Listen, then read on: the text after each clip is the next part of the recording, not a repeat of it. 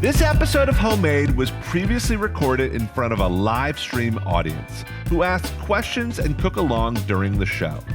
If you love cooking and want to join us in the kitchen, visit homemadecooking.com to register for free live classes. Now, let's get cooking.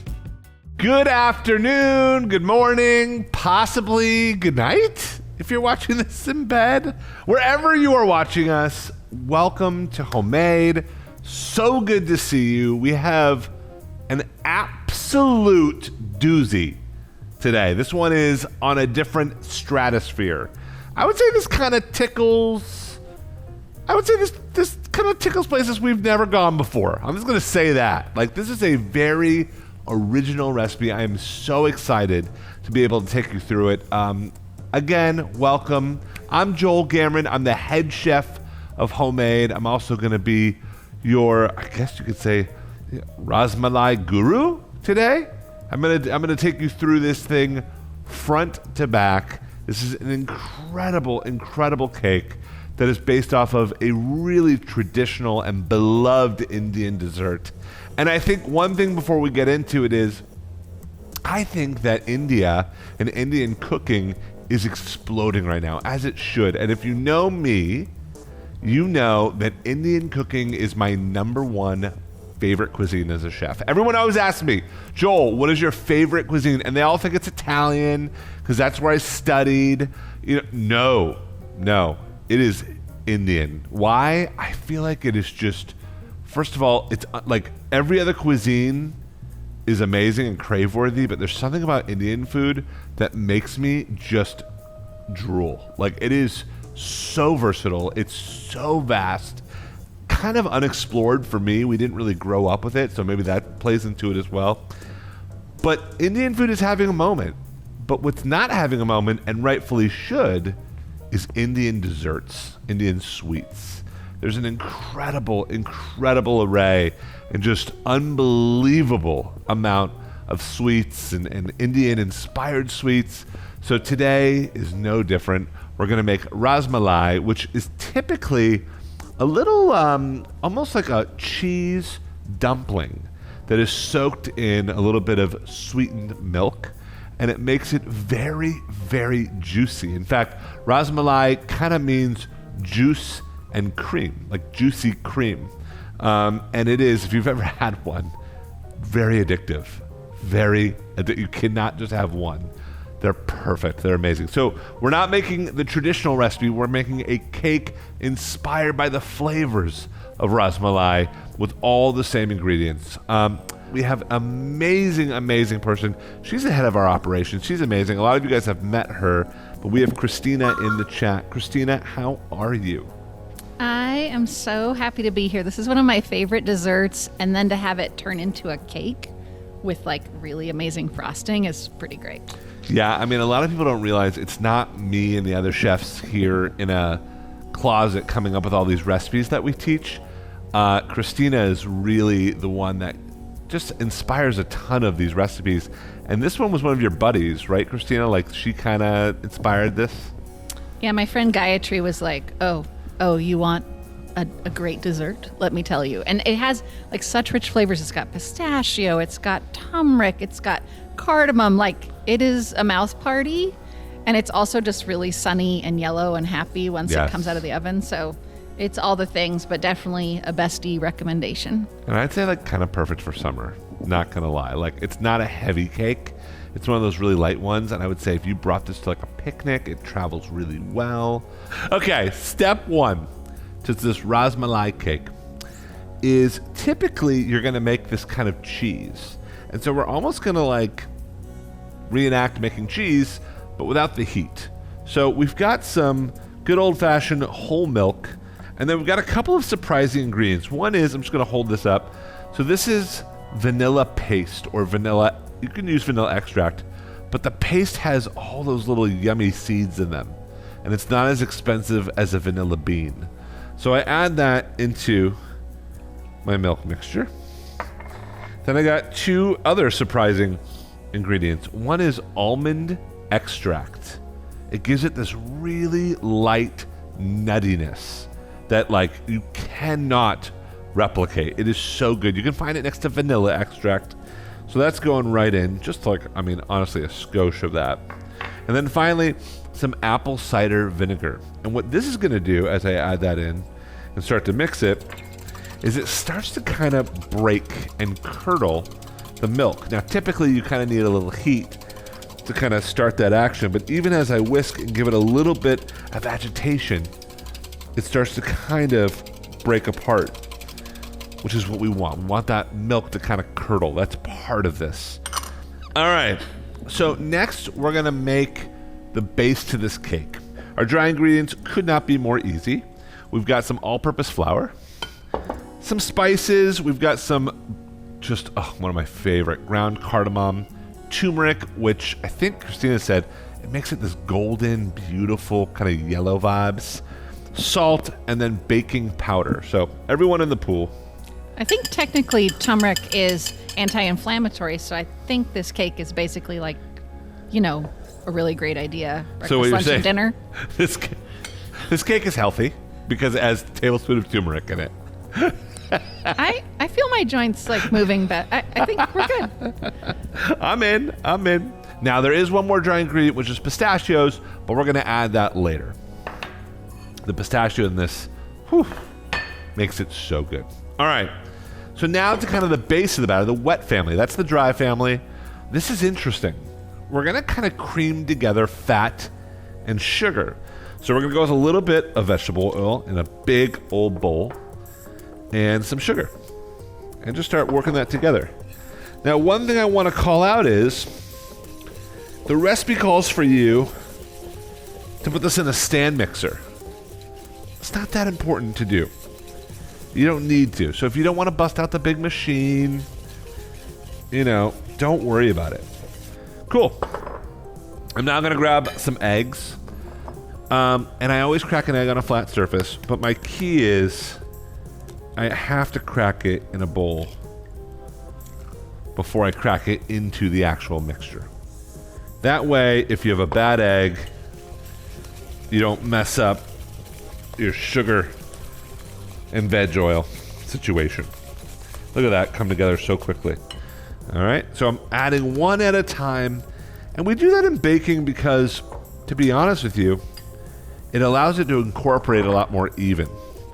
When you start adding multiple eggs at a time, it doesn't mix as cohesively. So just one, it kind of just take your time, let that mix in. All right. Well, this family is about to come together in holy matrimony. We have our wet team. Look how beautifully smooth that is just because we took the time to whisk it. Shiny and beautiful. We have the dry team. The wet team we're going to add now. This says to kind of add this as you go. I don't really think you need to. This is kind of our broken cheese mixture. Milk, almond, vanilla. And then what I like to do with the dry ingredients is, again, kind of like the eggs, is don't just add it all at once, but kind of go at like a third. So it really incorporates. Mix that in, and I can smell the almond extract and the cardamom like immediately, just by like having just the friction of the whisk hit it. It just opens up those oils, and you just get that flavor so quick. So I'm gonna get rid of this whisk,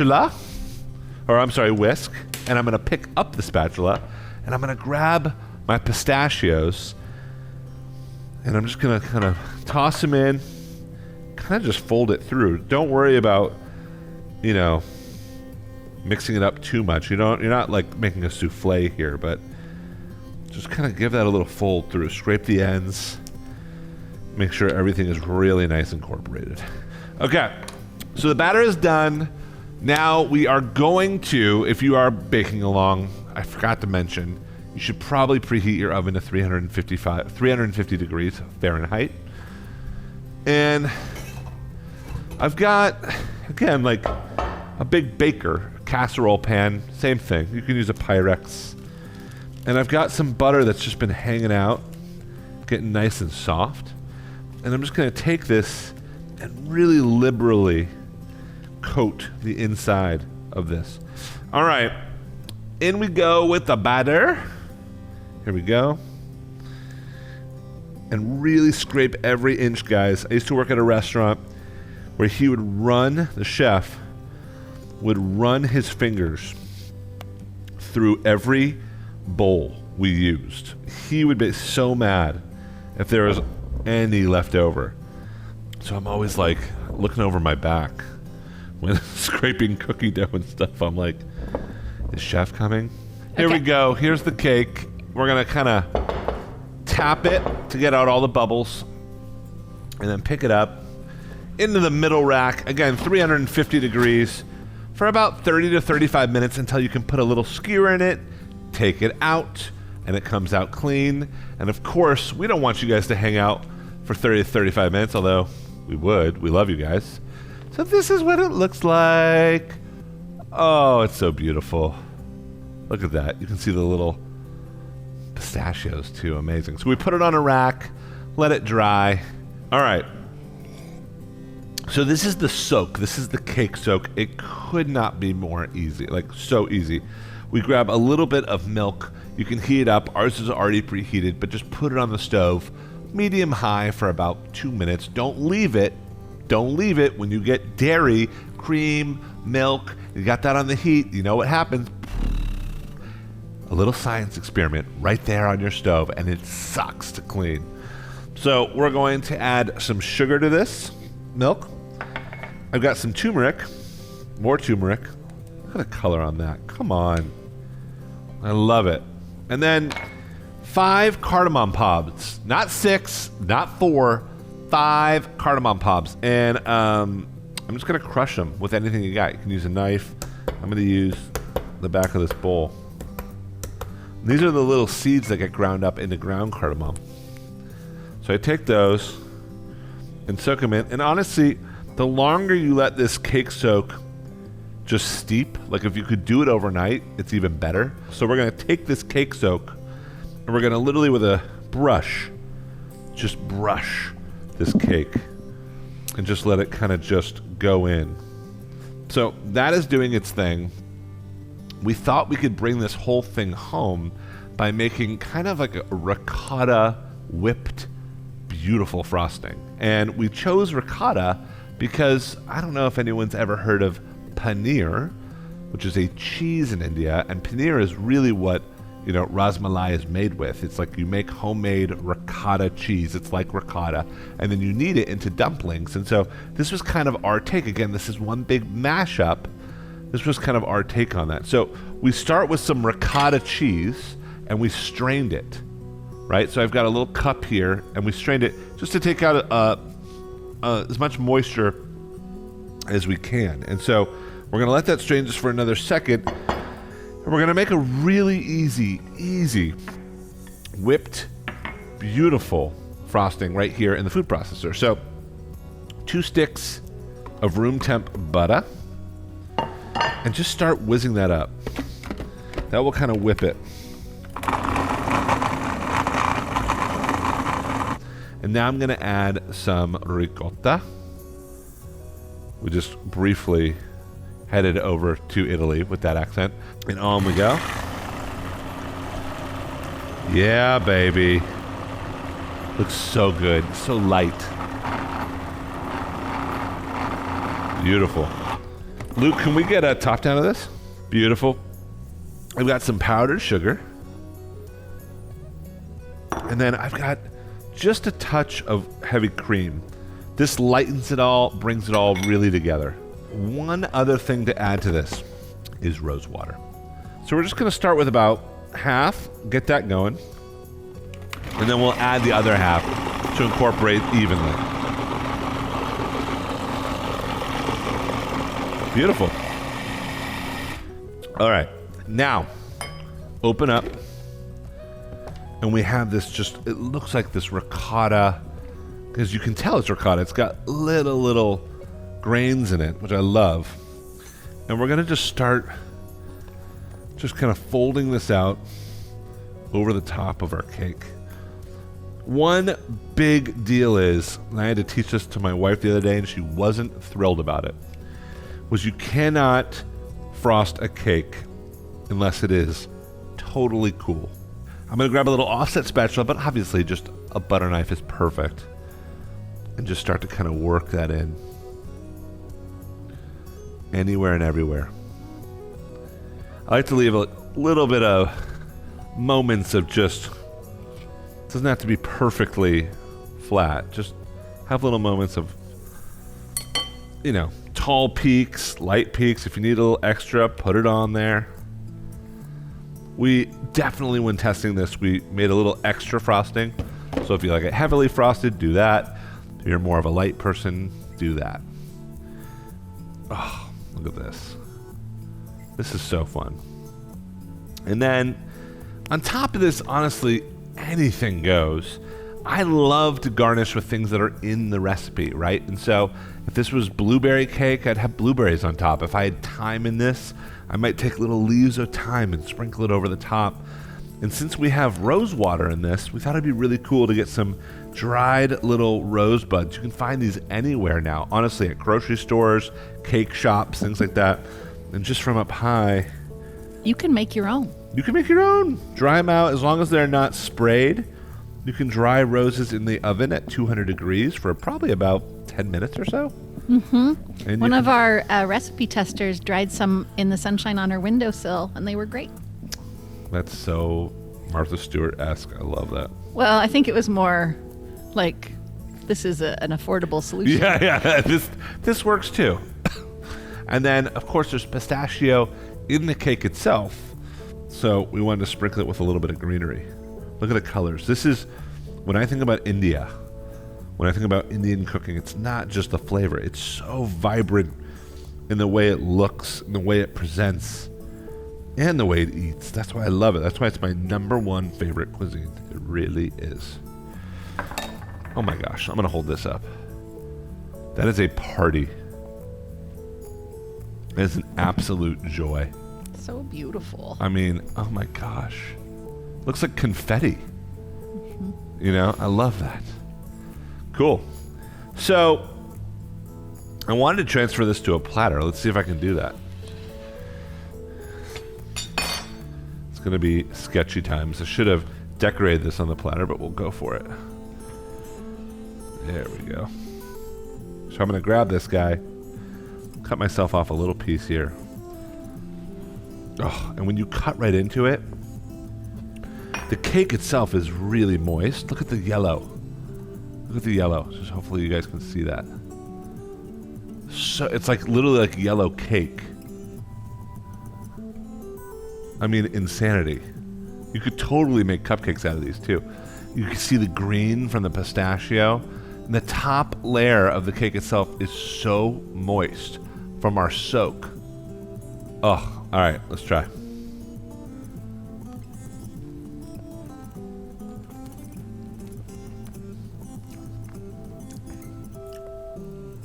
Is that hitting the spot? That's an understatement right there. Holy cow. One more bite. Oh my God. All right. The cake itself could not be more fluffy. So light. So not overdone it with the cardamom. You get a little bit of that almond extract, which is so cool. Then it's just moist. I know that word is like, some people are like, ugh, there's no other word for it. We soak this thing in a cake soak, and the top layer just disintegrates on your tongue. Incredible. And then you get this kind of fluffy ricotta, almost like tiramisu vibe topping, but it's got rose water. It just hits you, right? But not too much. It's subtle and floral, and it just dances with the turmeric and everything else. This is a crazy dessert. It just lines up with everything I love about Indian cooking, which is you can't just have one bite. It's so addictive. It's so drool-worthy. It just pulls you in. I love it. One more. In fact, I'm not going to eat the rest of this. Of course I am. Incredible. Thank you guys so much for joining. Take care. Thank you, everyone. We'll catch you next time. Enjoy. And happy eating. Whew. So good. Hey there, I'm Joel Gamoran. I'm the head chef and founder of Homemade, and we launched Homemade with the idea that we want to bring cooking and the kitchen to the world. So if you love cooking and want to join us in one of our free live stream cooking classes, head to our website, homemadecooking.com. That's homemadecooking.com to register today.